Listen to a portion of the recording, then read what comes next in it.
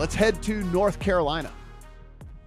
So a couple of pieces of news from North Carolina from their state regulator this week, and they are related pieces of news.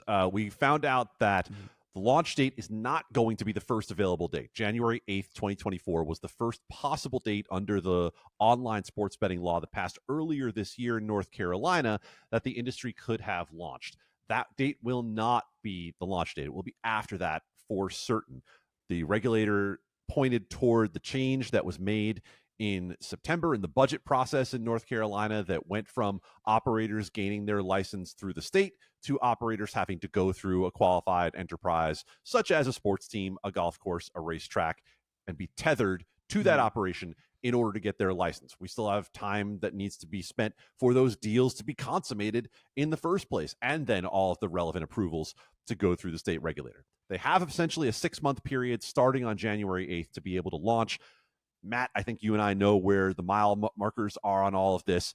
The Super Bowl is the first one. March Madness is the second one. You have to believe they're going to meet one of those two to be able to launch the industry. Now, the second piece of news that came out of that is related to expediting the launch, and it is the rare piece of positive news for DFS operators wanting to have paid pick'em games, because what happened after the comment period on the initial draft of rules closed was that staff went to the commission and said, look, we have different views coming in on this. We have some people who think that paid pick'em should be allowed. We have some people who don't think it should be allowed.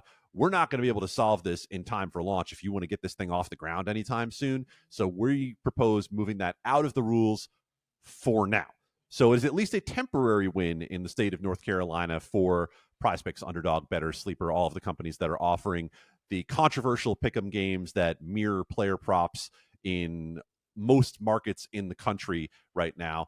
So that is at least a step in a positive direction for the time being for North Carolina. Don't take it as North Carolina said this is okay. It is more that North Carolina said, we got to get this industry off the ground, and this is a thorny, complicated issue that we do not want to have to sort out before we get everything started.